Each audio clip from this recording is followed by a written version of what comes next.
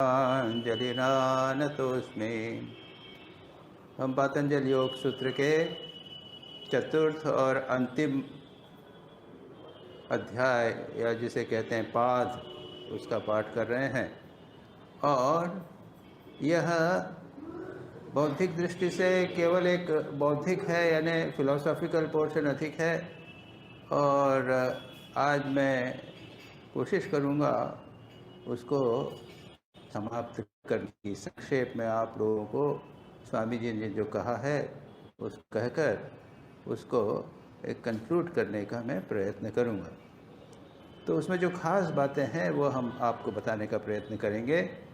उसमें खास बात है कि चित्त का विलय कैसे होना चाहिए, और उसके बाद चित्त का जब विलय हो जाता है, चित्त जब विलीन हो जाता है, तब कैवल्य की प्राप्ति होती है। ये कैसे करना।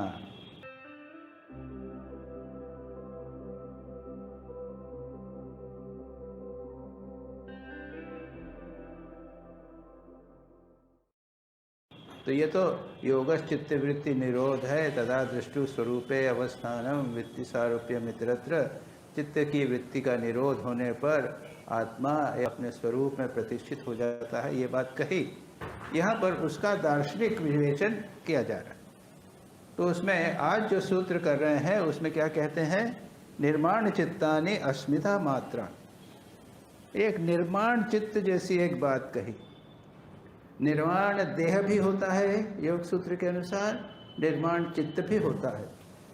और योगी जिनमें सिद्धियां प्राप्त होती हैं, उच्च कोटि के योगी क्या करते हैं, वे चित्त और शरीर को नए चित्र और शरीर का निर्माण करते हैं।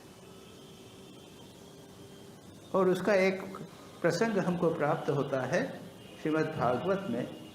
कपिल देव के पिता, उनकी माता थे देवविद्युति, और कपिल के पिता का नाम था, अचानक याद नहीं आ रहा है मुझे।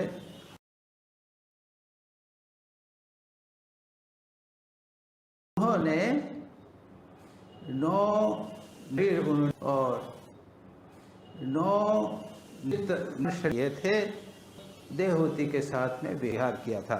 उनकी फिर अनेक कन्याएं हुई थी। उसके बाद उनके पुत्र नहीं हुआ, तो उन्होंने फिर उसके बाद में कपिल देव का जन्म हुआ था, उसका वर्णन आता है। तो ये जो चित्त हैं, इनके बारे में यहाँ कहा गया है। क्या कहते हैं, निर्माण चित्तानि अस्मिता मात्रा। ये निर्माण चित्त जो बने हैं, ये केवल अस्मिता या अहम से बने हुए होते हैं। ये देह और निर्माण चित्त और निर्माण शरीर का उद्देश्य क्या होता है, हमारे जो कर्म हैं, शुभाशुभ कर्म हैं, उनको इनके माध्यम से जल्दी जल्दी समाप्त कर लें। हमने एक जन्म लिया, उसके बाद में हमारे पूर्व जन्म के कर्म अभी भी बचे हुए हैं। तो मैंने इस जन्म में अच्छे कर्म किए होंगे, तो अगले जन्म में मुझे अच्छा शरीर प्राप्त होगा। लेकिन जो पुराने बुरे कर्म पड़े हुए हैं, उनका क्या होगा। उनकी क्षति के लिए, उनको समाप्त करने के लिए भी मुझे जन्म लेना पड़ेगा। तो ये चक्कर कभी अंत होने वाला नहीं। वो कहते हैं योग में, योग के द्वारा, कर्म योग के द्वारा आप निस्वार्थ भाव से इच्छा, अपने निष्काम कर्म अगर करो, अपना स्वधर्म प्राप्त करो, तो उससे आपके जो कर्म हैं वो क्षय होते हैं। ठीक है, माना आप इस जन्म में आपको एक विशेष जन्म प्राप्त हुआ है, एक उसके अनुसार आपका जो स्वधर्म है उसको करिए, लेकिन निष्काम भाव से कीजिए, स्वार्थ नहीं होना चाहिए, उसके फल प्राप्ति की इच्छा नहीं होगे, तो ये कर्म सफल होगा। उसके बाद में जो बचे हुए कर्म हैं, उनके लिए फिर जन्म लेना पड़ेगा। और कहीं कहीं बीच में गलती हो गई, कहीं अगर आसक्ति हो गई, फल की इच्छा हो गई, तो फिर चक्कर में पड़ेगा।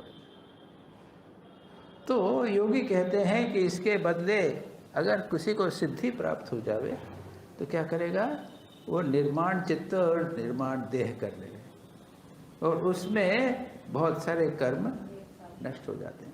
तो वो निर्माण देह से जो कर्म करेंगे, और इसमें अगर शक्ति हो गई, तो ये बंधन का कारण हो सकता है। तो ये स्वामी जी उसको एक बार कहते हैं कि यदि शुभ और अशुभ कर्म आत्मा पर प्रभाव डाल सकते हों तो फिर आत्मा कुछ नहीं कर सकती। वास्तव में शुभ और अशुभ, शुभ कर्म तो अशुभ कर्म मनुष्य को अपने स्वरूप से अभिमत डालते हैं इत्यादि हो गया, उसमें कोई खास बात कहने की नहीं है। उसके बाद में कहते हैं योगी जल्दी जल्दी कर्म का क्षय करना डालने के लिए क्या काय व्यूह यानी शरीर समूह का सृजन करते हैं। फिर इन सब शरीरों के लिए वे अपनी अस्मिता या अहम तत्व के बहुत से चित्तों की सृष्टि करते हैं। इन निर्माण चित्तों को मूल चित्त से उनका भेद स्पष्ट करने के लिए निर्माण चित्त कहा। प्रवृत्ति भेदे प्रयोजकम चित्तम एकम अनेकेशाम। यद्यपि इन विभिन्न बनाए हुए चित्तों के कार्य विभिन्न प्रकार के होते हैं, लेकिन तो भी वह एक आदि मूल चित्त ही उन सब का नियंता होता है। ये हो गया, विभिन्न चित्त है, उनको कंट्रोल करने वाला एक चित्त है, वो सबका नियंत्रित करता है। तत्र ध्यानजम अनाशयम। उन विभिन्न चित्तों में जो चित्त समाधि द्वारा उत्पन्न होता है वह वासना शून्य होता है। बाकी चित्तों में वासना हो सकती है, लेकिन ध्यान से उत्पन्न चित्त जो है वो भिन्न होता है। स्वामी जी कहते हैं विभिन्न व्यक्तियों में हम जो विभिन्न प्रकार के मन देखते हैं उनमें वह मन सबसे ऊंचा है जिसे समाधि अवस्था प्राप्त हुई है। जो व्यक्ति औषधि मंत्र तपस्या के बल से कुछ सिद्धियां प्राप्त कर लेता है उसकी वासनाएं बनी रहती हैं, पर जो व्यक्ति योग के द्वारा समाधि प्राप्त कर लेता है केवल उसी की समस्त वासनाएं नष्ट हो जाती हैं। कर्म अशुक्ल कर कृष्णम योगिनस त्रिविधम इतरेश। अब कहते हैं कि जो हम कर्म करते हैं वो 3 प्रकार के होते हैं, शुक्ल, कृष्ण और मिक्स्ड। शुक्ल, कृष्ण और अशुक्ल, अकृष्ण। योगियों के कर्म जो होते हैं वो कैसे होते हैं? शुक्ल भी नहीं होते, कृष्ण भी नहीं होते, और लेकिन दूसरों के जो कर्म हैं वो शुक्ल, कृष्ण और भिन्न होते हैं। ये शुक्ल कृष्ण यानी क्या?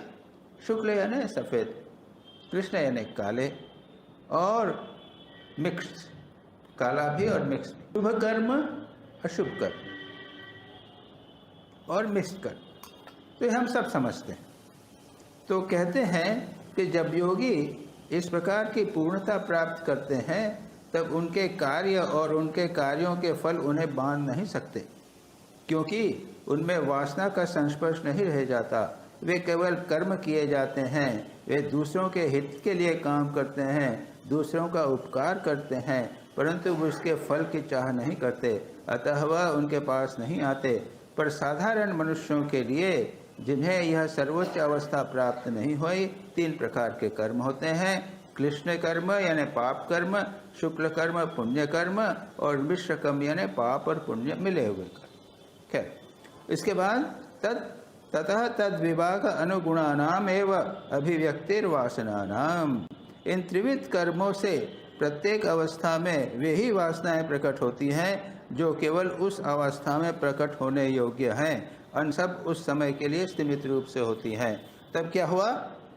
3 कर्मों से जो अवस्थाएं होती हैं, अभी हमने जैसे कहा कि एक जीव है वो अपने प्रबल शुभ कर्मों के कारण देवता बन गया। वहाँ देवता होने के बाद में केवल ऐसे ही कर्म व्यक्त होंगे जो देवता शरीर के अंदर अभिव्यक्त हो सकते हैं।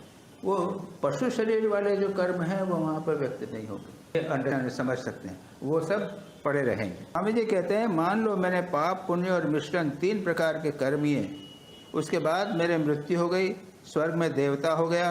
मनुष्य देव की वासना और देह देव की वासना एक समान नहीं है। देह देव खाना पीना कुछ नहीं करती। यदि ऐसी बात हो तो फिर आत्मा के जो पूर्व अभुक्त कर्म हैं जो अपने फलस्वरूप खाने पीने की वासना को जन्म देते हैं उनका भला क्या होगा? वहाँ तो देवता तो खाते पीते नहीं है, मज़े से रहते हैं। अब खाने पीने की मेरी इच्छा है, वासना, क्या होगा? तो जब मैं देवता हो जाता हूँ, इसका उत्तर यह है कि वासना उपयुक्त वातावरण और क्षेत्र पाने पर ही प्रकट होती है। जिस समय जिन वासनाओं के प्रकट होने का उपयुक्त वातावरण आता है उस समय केवल प्रकट होती हैं। तो इसलिए क्या कहते हैं कि ये वासनाएं जो हैं वो जब हम पशुदेव धारण करते हैं तो केवल पार्श्विक वासनाएं ऊपर आती हैं और शुभ वासनाएं बाट देखती रहती हैं। इससे क्या पता चलता है? यही कि वातावरण की सहायता से हम इस वासनाओं का दमन कर सकते हैं। जो कर्म उस वातावरण के उपयुक्त और अनुकूल हैं केवल वे ही प्रकट होंगे। इससे यह स्पष्ट रूप से प्रमाणित होता है कि वातावरण की शक्ति स्वयं कर्म का भी दमन कर सकती है। वातावरण अगर अच्छा मिल गया तो कर्म का दमन हो जाएगा। एक बहुत इम्पोर्टेंट पॉइंट है। हम यहाँ पर आश्रम में रहते हैं, हमारी बहुत सारी वासनाएं हैं जो अपने आप दमन हो गया है। अगर हम संसार में जाकर रहें तो सांसारिक वासनाओं को अभिव्यक्त होने का अवसर मिल जाएगा। उसका वातावरण जो है उनको अवसर प्राप्त करा लेगा और इससे वहीं वो ही अभिव्यक्त हो गई। आप लोग यहाँ पर आश्रम में रह रहे हैं, अगर आप संसार में रहते आपकी कैसी भिन्न प्रकार की वासनाएं जो हैं वो अभिव्यक्त होती है, भिन्न प्रकार का जीवन आपका हो जाता है। ये एक बहुत महत्वपूर्ण बात है। इसलिए जो है हमेशा ये सोचना चाहिए कि हम ऐसे वातावरण में रहें जहाँ पर हमारी जो बुरी वासनाएं हैं अभिव्यक्त न होवे, शुभ वासनाएं हमारी अभिव्यक्त होने का अवसर मिले। जाति देश काल व्यवहितीनानाम अपि आनंतर्यम स्मृति संस्कारियो एक रूपत्वात्। अब कहते हैं स्मृति और संस्कार एक रूप होने के कारण जाति देश और काल का व्यवधान रहने पर भी वासनाओं कंस संसारों का आनंतर्य रहता है, उसमें अर्थ व्यवधान नहीं होता। क्या कहते हैं? एक इम्पॉर्टेंट बात कहते हैं। क्या कहते हैं कि स्मृति और संस्कार एक ही चीज़ है। यहाँ उन्होंने कहा था एक रूप होने के कारण हमारे संस्कार हैं और वही स्मृति के रूप में अभिव्यक्त होते हैं।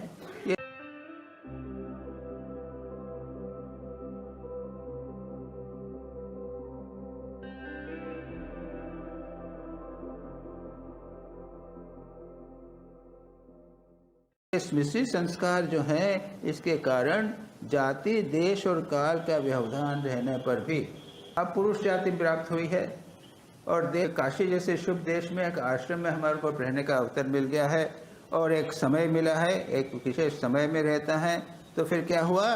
केवल कुछ वासनाएं जो हैं वो अभिव्यक्त हो रही हैं, बाकी वासनाएं क्या हैं?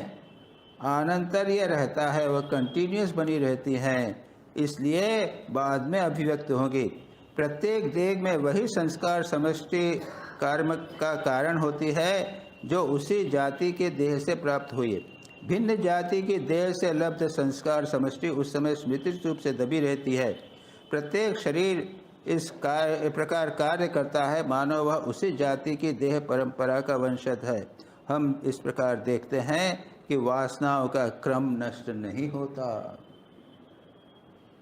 मैं इस अवसर में रहूँगा तो यही इस परिस्थिति में जो वासनाएं अभिव्यक्त होंगी वही प्राप्त होंगी, नहीं तो नहीं होंगी। बिल्कुल ये समझ सकते हैं, इसमें कोई दिक्कत की बात नहीं। अच्छा, तासाम अनादित्वम चाशिशो नित्यत्वात्। सुख की तृष्णा नित्य होने के कारण वासनाएं भी अनादि हैं। हमारे मन में सुख की तृष्णा बनी हुई है, सुख चाहते हैं, इसलिए वासनाएं भी बनी रहती हैं। याद रखिए, यानी वासनाओं का सुख के साथ संबंध है। वासना क्यों? सुख के लिए, तो कोई दुख के लिए वासना नहीं होती। तो सुख के कारण हम वासनाएं हमारी सदा बनी रहती हैं।